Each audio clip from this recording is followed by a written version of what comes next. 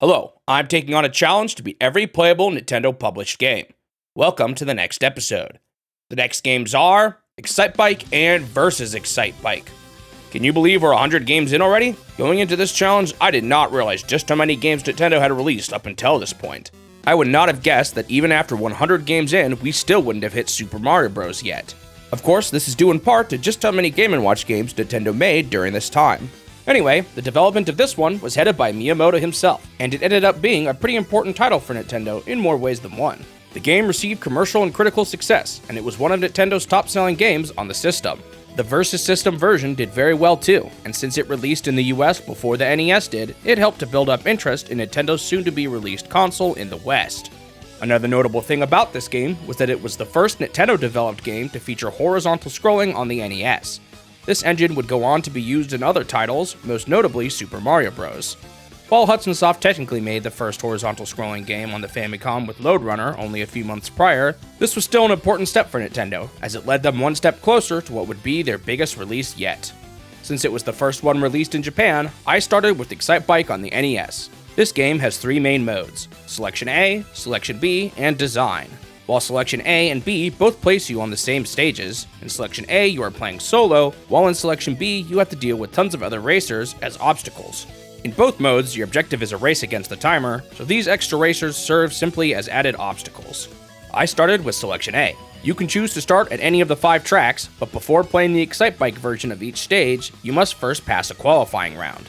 The qualifying stages are essentially easier versions of the Excitebike stages. How this exactly worked confused me a bit at first. Basically, you will enter a qualifying race of whatever stage you choose, and beating the qualifying race will send you to the Excitebike version of that stage. However, after beating the Excitebike version of a stage, you are taken immediately to the Excitebike version of the next stage, and you don't have to do any more qualifying rounds at all. Basically, the game lets you start from whatever stage you want, but you'll have to clear exactly one qualifying round first, regardless of what stage you choose.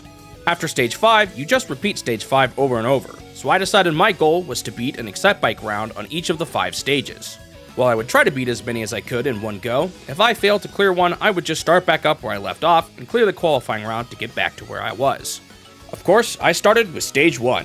While I have played this one before, I've never been all that good at it, but thankfully the first stages are very easy. In this game, you hold A to accelerate, and you can shift around 4 different lanes using the D-pad. The big mechanic that this game is all about is the jumps. Once you're in the air, there are some extra controls. You can press forward and backwards to change your orientation in the air. Leaning back will gain you more height, but it will take you less distance, while holding forward will make you go lower down, but take you further.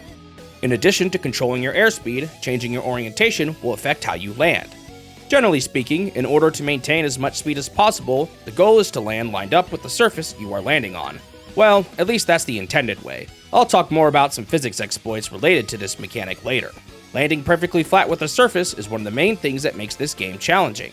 Getting the exact right angle can be very precise and difficult, and frankly, I'm still not even sure how you're supposed to land when you are near the peak of a hill and your bike crosses over multiple angles.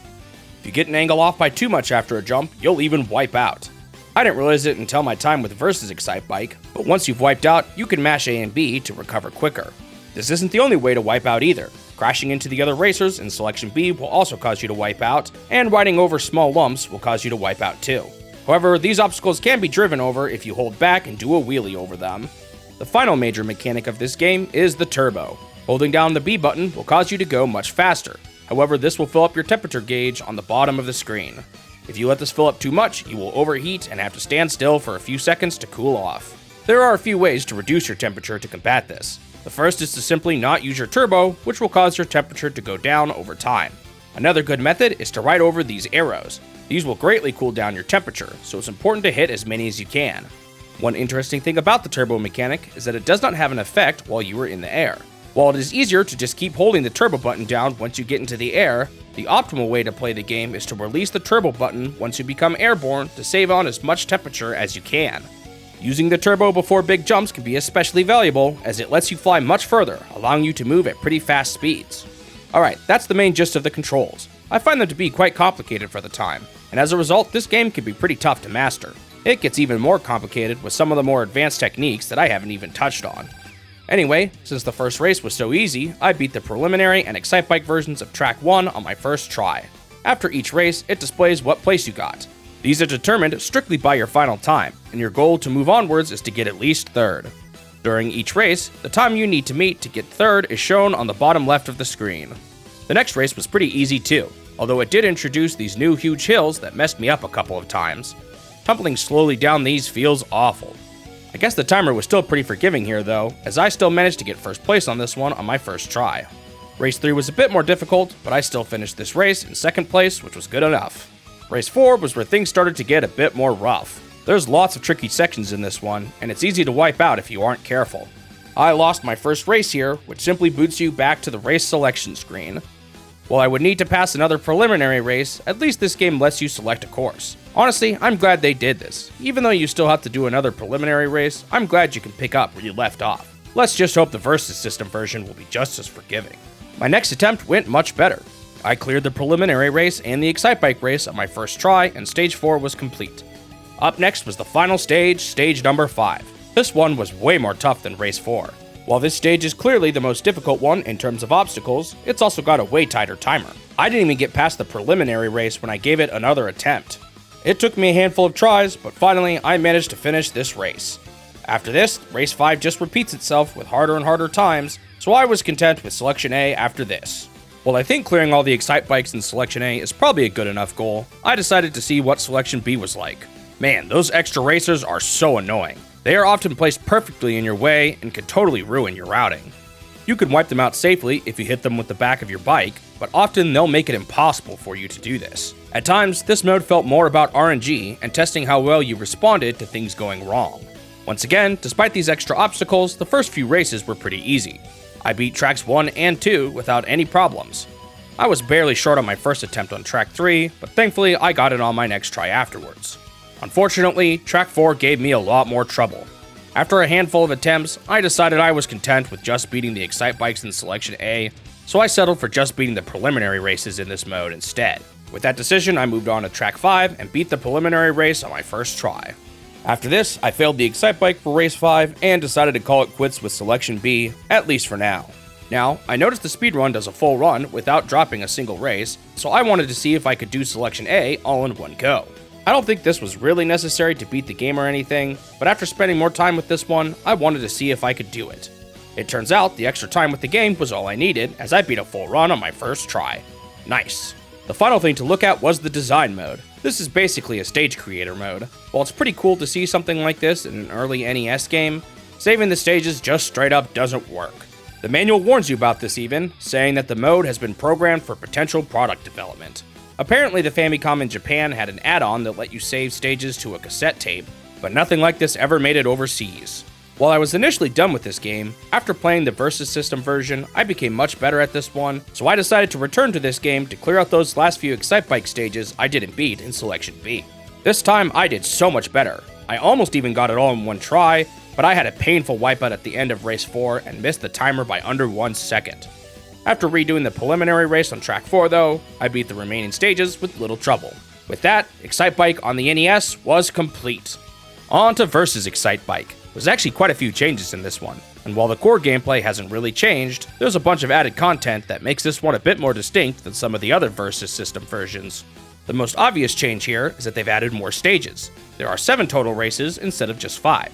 However, there's one other change regarding the stages that makes this one significantly more tough than the first game. You can now only select a start from tracks 1 through 3, meaning that in order to beat every stage, you have to go through all 5 of the later Excitebikes without getting a game over. Dang, I guess this version isn't as forgiving as I hoped it would be. To make up for this, you can actually earn some extra lives, but even with them, this one is significantly more difficult. To make matters worse, you now have to beat each preliminary race before each Excitebike. This means now that there are a total of 14 races you have to beat to conquer the game. To make up for this, you only have to do 1 lap though on each of the preliminary races instead. Additionally, they have now removed the option to choose between modes A and B, and they've now combined the two instead. The preliminary races don't have other racers, like Selection A, while each of the Excitebike races now have racers, like Selection B. This combination of mechanics made this one so much harder than the NES version, and it's not even close. To spoil a bit, Excitebike on the NES only took me 1 hour and 25 minutes to beat, while this one took me over 7 hours to complete. Additionally, as we will soon see, this was even using save states to practice. At first, it didn't seem all that bad. I beat all 3 of the first stages on my first try. After this, you are taken to a completely new bonus stage. This one is completely 2D, and your goal is to jump over a bunch of trucks. Most of the trucks are pretty easy to jump over, but there's a section at the end I would often mess up at. At the end, you pass by a guy holding a flag. Man, the sprite for this guy is pretty rough. He doesn't even remotely match the body proportions of the other racers, so he doesn't even look like he belongs here. Even the sprite for the racers on the podiums look better than this. After this was track 4, and things did not go well. Those other bikers are just so frustrating. I went well over the timer and got rank 12. On the game over screen, your biker kicks a can in disappointment. On my second attempt, I didn't do any better, and I didn't even beat the preliminary race this time. After this, my time with the game for the day was over, so I decided to learn some advanced techniques before starting the next stream. While there were a few things I learned, the most important of these was an advanced technique to make your landings better. Basically, instead of trying to land flat, you can hold forward, and just before you hit the ground, you tap back, which causes you to bounce. After this, you can hold forward again, and you'll land perfectly fine. What makes this so good is that you can actually maintain the speed from your jumps and reach top speeds that aren't normally possible. These can even stack on top of each other, resulting in some pretty crazy top speeds. While I never got good at being able to completely fully utilize this technique helped a ton, especially on stages with a lot of the high-flying ramps where you could build up really high speeds. Unfortunately, learning this technique was not enough. No matter how hard I tried, I just couldn't beat stage 4. Man, if stage 4 was this hard, how much worse were the other 3 going to be? I finally decided to throw in the towel and use save states to practice, and boy did I need them. I spent hours practicing the stages in this game. It took me so long, even with save states, to get remotely comfortable with them. Basically, I used these save states to not only learn the best routes to take, but I practiced some of the harder parts of the stages to learn how to handle the jumps too.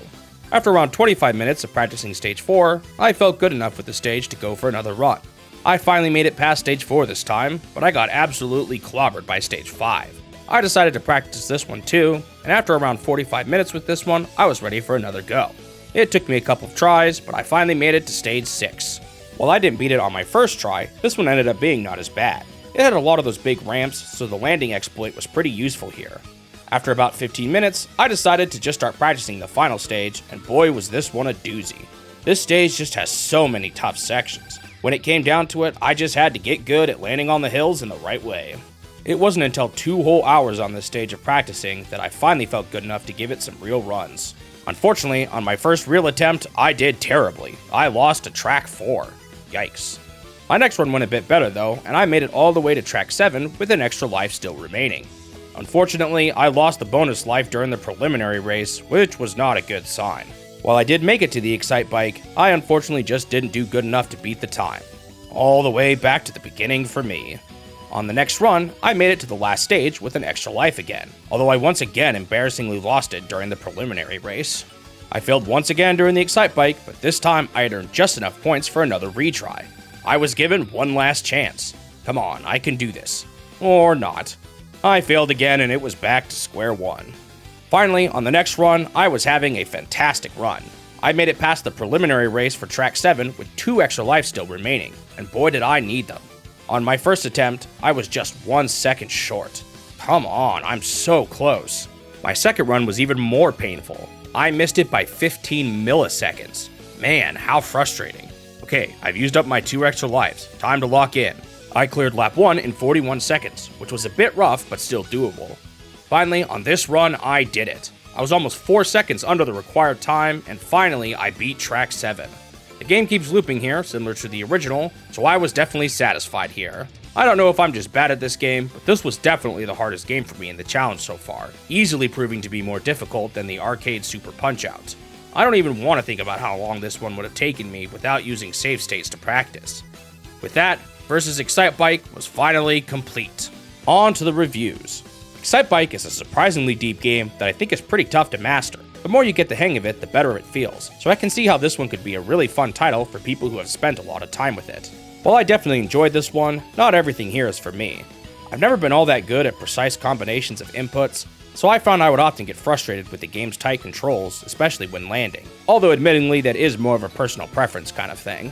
Additionally, with a handful of exceptions, I'm not really all that into racing games too, as I personally find them to get repetitive pretty quickly. I know it seems like I say I'm not into this genre an awful lot, but I guess that's what happens when you take on a challenge that will force you to step outside your comfort zone so often. I did ultimately like this one though, so I gave both versions of the game a 7 out of 10. Thanks for watching the video. If you want to see more of these in the future, make sure you subscribe to the channel so that you won't miss out on the next one. Also leave a like if you enjoyed it, since it will help the channel grow and motivate me to continue this series. I hope I will see you in the next step of my quest to beat every Nintendo game.